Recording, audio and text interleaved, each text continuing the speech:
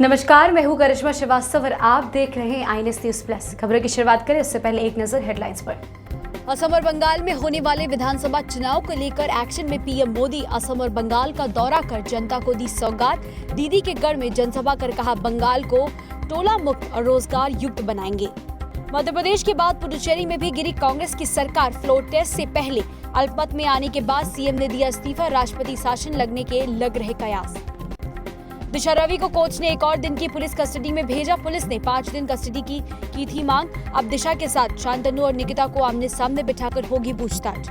आगामी विधानसभा चुनावों को लेकर अब प्रधानमंत्री मोदी ने खुद मोर्चा संभाल लिया है। सोमवार को पीएम मोदी असम और बंगाल के दौरे पर गए। यहां पर उन्होंने जनता को कई सौगातें भी दी और कई आधारशिलाएं भी रखी। इतना ही नहीं, पीएम मोदी ममता बनर्जी के गढ़ हुगली में भी पहुंचे। वहां पर उन्होंने एक जनसभा को भी संबोधित किया और इस संबोधन में उन्होंने ममता सरकार पर जमकर निशाना साधा। देखिए पूरी रिपोर्ट और देखें क्या कहा पीएम मोदी ने।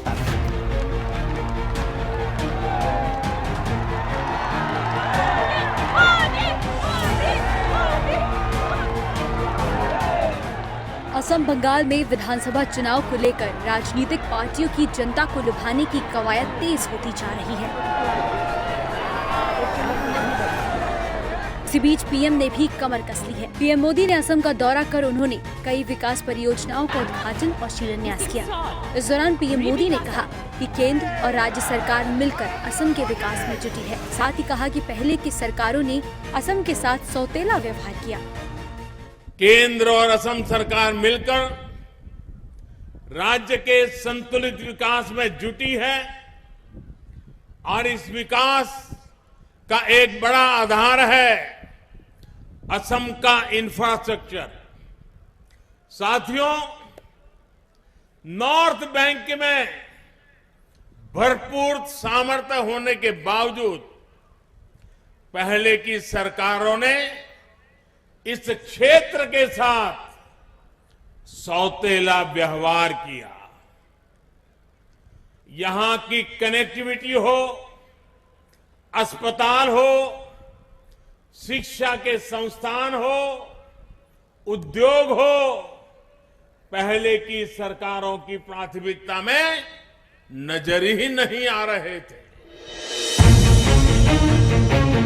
असम के बाद पीएम मोदी बंगाल दौरे पर पहुंचे, जहां उन्होंने बंगाल की जनता को भी कई सौगातें दी। बंगाल में रेल परियोजनाओं का उद्घाटन किया।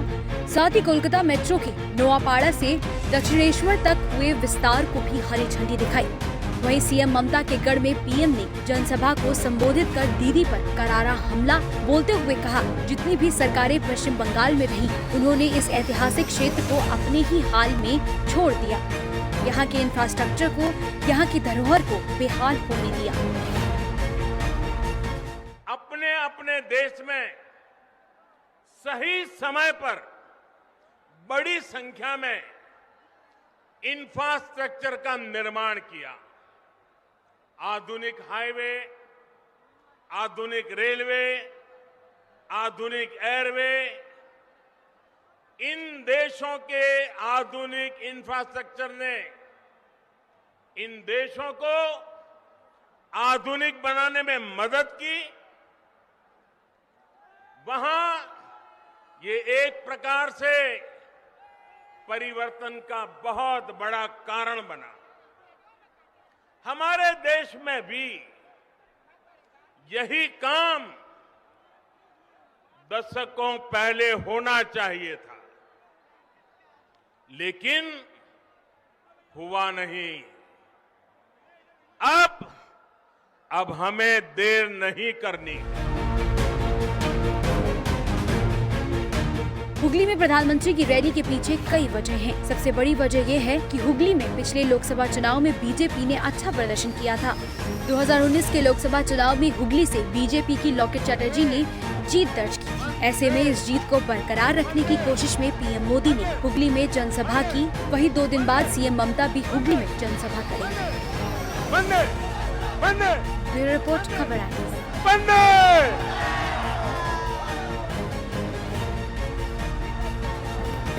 पुडुचेरी में सोमवार को राजनीतिक उथल पुथल के बीच कांग्रेस के हाथ से सत्ता का अधिकार खत्म हो गया है। मुख्यमंत्री नारायणसामी ने अपने पद से इस्तीफा दे दिया है।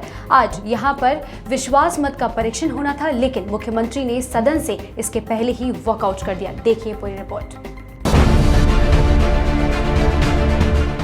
दक्षिण भारत के इकलौते केंद्र शासित राज्य पुडुचेरी की सत्ता भी कांग्रेस ने गंवा दी है। पुडुचेरी में कांग्रेस विधायकों के इस्तीफे के बाद अल्पमत में आई नारायणसामी की अगुवाई वाली कांग्रेस डीएमके गठबंधन सरकार विधानसभा में बहुमत साबित नहीं कर सकी।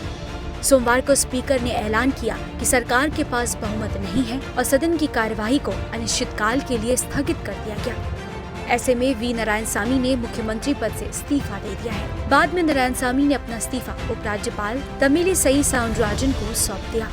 इस दौरान उन्होंने कहा, हमने उपराज्यपाल को इस्तीफा सौंप दिया है, अब फैसला उन्हें करना है। विधानसभा में हमने कहा कि केवल निर्वाचित सदस्य ही मतदान कर सकते हैं। स्पीकर ने इस पर सहमति नहीं दिखाई और हम बाहर चले गए। बता दें कि पुडुचेरी में 2016 के विधानसभा चुनाव में कांग्रेस को 15 सीटें आई थी, लेकिन पार्टी ने डीएमके और निर्दलीय विधायकों के समर्थन से सरकार बनाया था।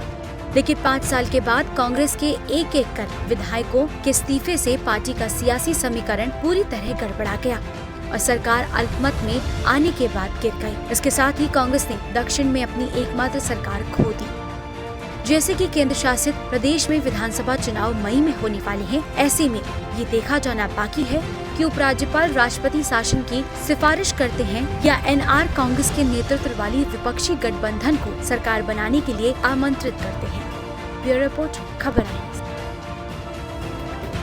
टूलकिट मामले में आरोपी दिशा रवि को पटियाला हाउस कोर्ट ने एक और दिन की पुलिस कस्टडी में भेजने का आदेश दिया है। दरअसल दिल्ली पुलिस ने दिशा रवि की 5 दिन की और पुलिस कस्टडी मांगी थी और अब दिशा रवि को जो और अन्य 2 आरोपी हैं निकिता जैकब और शांतनु, इन दोनों के सामने बिठाकर अब पूछताछ की जाएगी। देखिए वो रिपोर्ट।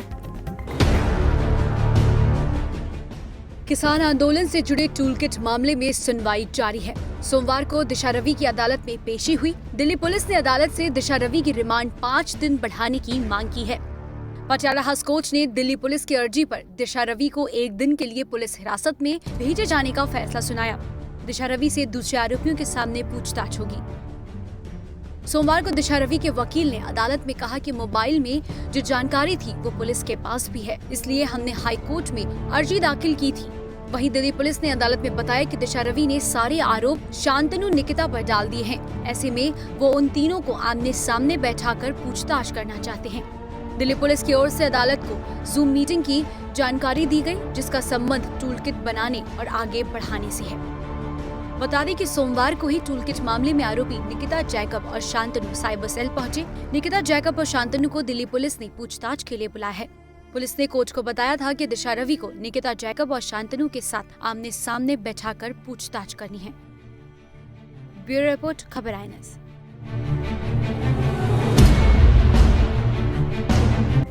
पेट्रोल और डीजल की बढ़ती कीमतों को लेकर विपक्ष लगातार मोदी सरकार पर निशाना साध रही है।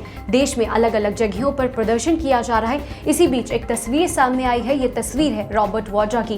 दरअसल रॉबर्ट वाड्रा अपने दफ्तर साइकिल पर जाते हुए दिखे। वो इस प्रकार ये जो बढ़ती कीमतें हैं उसके खिलाफ अपना विरोध साइकिल पर जाकर जता रहे हैं और साथ ही उन्होंने मोदी सरकार पर निशाना साधते हुए कहा है कि ये जो सरकार है वो हम दो हमारे दो की सरकार है। देखिए पूरी रिपोर्ट।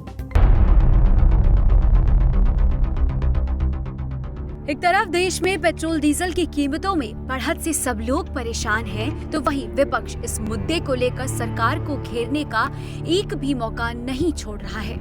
कांग्रेस लगातार पेट्रोल डीजल के बढ़ते दामों को लेकर मोदी सरकार पर हमलावर है, तो वहीं अब पेट्रोल डीजल की बढ़ती कीमतों को लेकर अपना विरोध जताने के लिए बिजनेसमैन और प्रियंका गांधी वाड्रा के पति रॉबर्ट वाड्रा सोमवार को साइकिल चलाकर अपने दफ्तर पहुंचे। वो खान मार्केट से अपने दफ्तर एक साइकिल चलाकर गए। इस दौरान उनका स्टाफ भी उनके साथ नजर आया। रॉबर्ट वाड्रा ने पेट्रोल और डीजल की बढ़ती कीमतों को लेकर मोदी सरकार पर जमकर निशाना भी साधा और कहा कि प्रधानमंत्री को अपनी एसी गाड़ी से निकलकर बाहर देखना चाहिए। लोग किस तरह परेशान हैं, ये देखकर शायद वो पेट्रोल डीजल की कीमतों को कम करें। अपने ऑफिस जिस तरीके से तैयार होता था वैसे भी तैयार होके जा रहा हूँ, पर मैं साइकिल मेरा साधन बदल गया, क्योंकि अगर मैं उनके लिए बोलूँगा, आवाज़ उठाऊँगा तो मुझे पहले साइकिल पे आना पड़ेगा, तभी मैं उनकी आवाज़ बुलंद कर सकता हूँ। हर चीज़ के लिए तो वो यूपीए और पुरानी सरकारों को लेंगे। अगर कुछ गलत होता है तो पहले मेरा नाम उछालेंगे। तो उनका यही है, दूसरों पे इल्ज़ाम लगा दो और बस आगे बढ़ते रहो। और जैसे राहुल सब बोल रहे हैं कि वही है, मैं दो और मेरे दो, बस वही है। खाली उन लोगों को काम दे दो आप, और कुछ नहीं हो रहा है यहाँ। तो आप मतलब आम आदमी को नहीं समझ रहे हैं, किसानों को नहीं समझ रहे हैं। और कोविड की जो मारामारी हो रही है कोरोना की, वो बहुत मतलब कि मुश्किलों में डाल दिया है। और ये पेट्रोल और ये डीजल बढ़ने से तो लोग मतलब कि बिल्कुल रोड पे आ गए। और मैं फिर से बोलूँगा, मैं तभी बोल सकता हूँ उनके लिए, अगर मैं रोड पे आऊँगा, साइकिल पे आऊँगा और मैं अपनी एयर कंडीशन गाड़ी में नहीं बैठूँगा। जो वो कर रहे हैं, जो बोल रहे हैं अपने टीवी पर, वो खाली बोल रहे हैं अपने एयर कंडीशन गाड़ी में। आप आइए, बाहर आइए, लोगों की मुश्किलें समझेंगे और आप ज़रूर पैसे, ये जो रेट बढ़ा है उसको नीचे लाएंगे। और लाना चाहिए सब लोगों के लिए, देश भर के लिए। इससे पहले शनिवार को भी युवा कांग्रेस के कार्यकर्ताओं ने विरोध प्रदर्शन किया था। उन्होंने पेट्रोलियम मंत्रालय के बाहर जमकर विरोध प्रदर्शन और नारेबाजी की थी। जबकि कांग्रेस अध्यक्ष सोनिया गांधी ने प्रधानमंत्री नरेंद्र मोदी को चिट्ठी लिख अनुरोध किया कि इन बढ़ोतरी को सरकार वापस ले। साथ ही कहा था, हमारे माध्यम और वेतन भोगी वर्ग, हमारे किसानों और गरीबों और हमारे साथी नागरिकों को लाभ दे। मालूम हो कि राजधानी दिल्ली में पेट्रोल की कीमत बढ़कर 90 रुपए 58 पैसे प्रति लीटर पहुंच गई है, जबकि डीजल की कीमत 80 रुपए 97 पैसे प्रति लीटर हो गई है। इस समय लगभग हर शहर में पेट्रोल डीजल की कीमत ऑल टाइम हाई पर चल रही है। ब्यूरो रिपोर्ट, खबर INS। दिल्ली के बॉर्डर्स पर किसानों का प्रदर्शन लगातार जारी है। इस बीच कुछ ऐसी तस्वीरें सामने आई जहां पर किसानों ने अपनी खड़ी फसलों को ट्रैक्टर से रौंद कर नष्ट कर दिया। दरअसल राकेश टिकैत ने अपने एक बयान में कहा था कि किसानों को अगर अपनी फसल नष्ट करनी पड़े तो कर दे, लेकिन इस आंदोलन को कमजोर ना पड़ने दे। ऐसा सुनकर कई किसानों ने ऐसा किया है, लेकिन अब भारतीय किसान यूनियन की तरफ से एक बयान जारी किया गया है जिसमें अपील की गई है किसानों से कि वो ऐसा ना करें। सही समय आने पर जो कमेटी है वो किसानों को बताएंगी कि आगे क्या करना है। देखिए पूरी रिपोर्ट। किसान रहेगा, धरती पर तूफान रहेगा, जब तक दुखी किसान रहेगा, धरती पर तूफान रहेगा। कृषि कानून के खिलाफ दिल्ली की सीमाओं पर किसानों का प्रदर्शन करीबन 3 महीने से लगातार जारी है।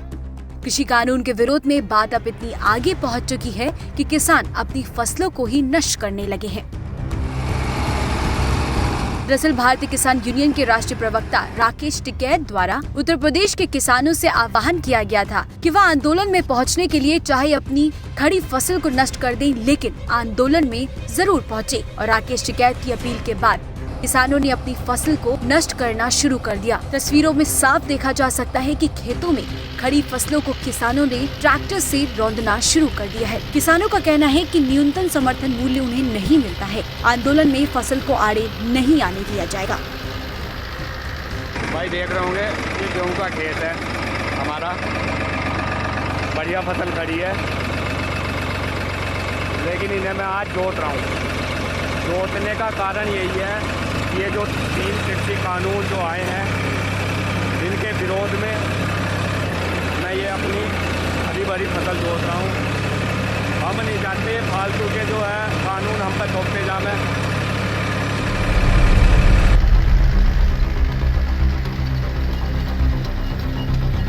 हालांकि फसलें नष्ट होते देख भाकियों की तरफ से किसानों से अपील की जा रही है कि किस तरह का अभी कदम न उठाएं। किसान नेता राकेश टिकैत ने कहा कि अभी ऐसा करने का समय नहीं आया है। यदि फसल को लेकर कोई भी निर्णय लेना होगा, वो सामूहिक रूप से अप्रैल के आसपास लिया जाएगा।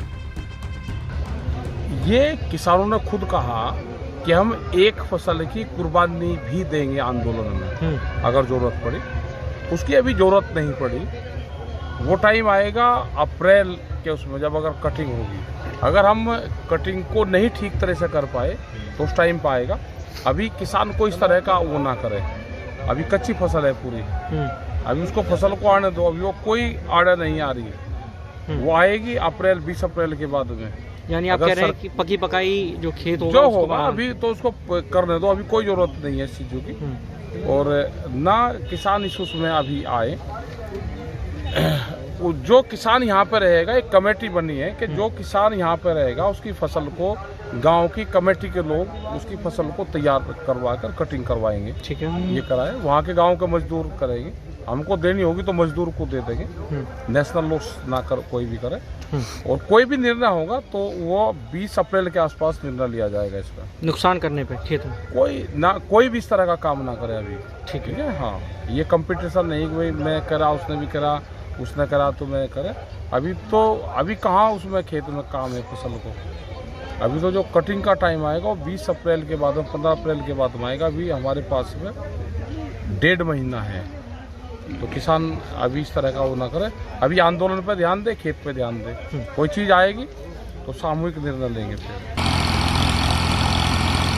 वहीं भारतीय किसान यूनियन की तरफ से सफाई देते हुए एक बयान भी जारी किया गया है, जिसमें कहा गया है कि ऐसा बिल्कुल नहीं कहा गया था कि आप अपनी फसलों को बर्बाद कर दें। नौबत आने पर उसके लिए तैयार रहना था। हम किसानों से निवेदन करते हैं कि अभी ऐसी स्थिति नहीं आई है, ऐसा ना करें। 4 जगह से सूचना आई है, हमने उनसे व्यक्तिगत बात की है, बयान जारी किया है कि जो कहा गया था उसका ये कहा गया था कि अगर ऐसी भी नौबत आई तो उसके लिए भी तैयार रहना है, करने के लिए नहीं कहा गया था।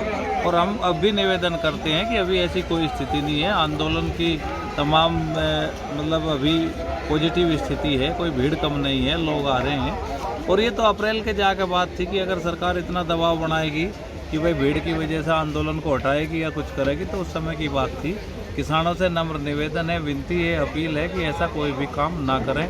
देश ये राष्ट्रीय धरोहर है। अन्नदाता हम इसलिए कहे जाते हैं कि हम दुनिया को भोजन देते हैं। तो प्लीज़ सभी से अपील है कि ऐसा कोई भी काम ना करें। अब पछतात किया जब चिड़िया चुग गई खेत।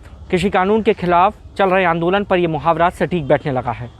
भारतीय किसान यूनियन के राष्ट्रीय प्रवक्ता राकेश टिकैत की फसल की कुर्बानी दे देंगे की अपील इतनी गंभीर रूप से किसानों ने ली कि अब तक 4 ऐसे मामले आ चुके हैं जिसमें किसानों ने खड़ी फसलों में ट्रैक्टर चला दिया हो। हालांकि अब बाकी की तरफ से ये अपील की गई है किसानों की इस तरीके से कदम ना उठाएं और अपनी फसलों को खत्म ना करें। Mohammad Shoaib, INS TV, Ghazipur. देश में कोरोना वायरस की रफ्तार कम होती दिख रही थी पिछले 1-2 महीने में, लेकिन पिछले 1 हफ्ते में कोरोना ने फिर से अपनी रफ्तार तेज कर दी है। देश में पिछले 24 घंटों में 14,000 से ज्यादा नए मामले आए हैं और 83 लोगों की मौत भी हुई है। इसके बाद अब देश में रिकवरी दर 97.22% हो गया है। देखिए पूरी रिपोर्ट और जाने क्या है भारत में कोरोना का हाल। पिछले 1 हफ्ते से भारत में कोविड-19 के दैनिक मामलों की संख्या लगातार बढ़ रही है। स्वास्थ्य मंत्रालय के सोमवार सुबह जारी किए गए आंकड़ों के हिसाब से देश में पिछले 24 घंटों में कोरोना वायरस संक्रमण के 14,199 नए मामले दर्ज हुए हैं, जिसके बाद मामलों की कुल संख्या 1,10,05,850 हो गई है। इस दौरान 83 मौतें भी हुई हैं। इससे देश में मरने वालों का आंकड़ा 1,56,385 पर पहुँच गया है। इसी अवधि में 9,695 लोगों को डिस्चार्ज करने के बाद अब तक भारत में ठीक हुए लोगों की संख्या 1,06,99,410 हो गई है। देश में अब 1,50,055 सक्रिय मामले हैं। आपको बता दें कि देश में रिकवरी दर 97.22% है, जबकि मृत्यु दर 1.42% है। भारत में पिछले 24 घंटों में 6,20,216 सैंपल्स का परीक्षण होने के बाद ICMR द्वारा जांचे गए सैंपल्स की संख्या 21,15,51,746 हो गई है। हाल के दिनों में मामलों की संख्या में आए उतार चढ़ाव को लेकर बात करें तो बीते 1 महीने से देश में दैनिक मामले 15,000 और मौतें 200 से कम दर्ज हो रही थी। लेकिन पिछले कुछ दिनों से देश के विभिन्न हिस्सों में अचानक से कोरोना वायरस के मामले बढ़ने लगे। शनिवार को यानी कि 21 फरवरी को देश में 14,264 मामले सामने आए थे। उससे पहले 20 फरवरी को 13,993 मामले, 19 फरवरी को 13,193 मामले, 18 फरवरी को 12,881 मामले, 17 फरवरी को 11,610 मामले और 16 फरवरी को 9,121 मामले सामने आए थे। पिछले हफ्ते स्वास्थ्य मंत्रालय के अधिकारियों ने कहा था कि बीते 15 दिनों से संक्रमण के मामलों का दैनिक औसत 9,000 से 12,000 के बीच है और मौतों का दैनिक औसत 78 से 120 के बीच था। अब तक के सबसे कम दैनिक मामलों की बात करें तो 9 फरवरी 2021 को इस साल के सबसे कम 9,110 नए मामले दर्ज किए गए थे। वहीं बीते साल के लिए यह आंकड़ा 9,633 का था, जो कि 3 जून को दर्ज किया गया था।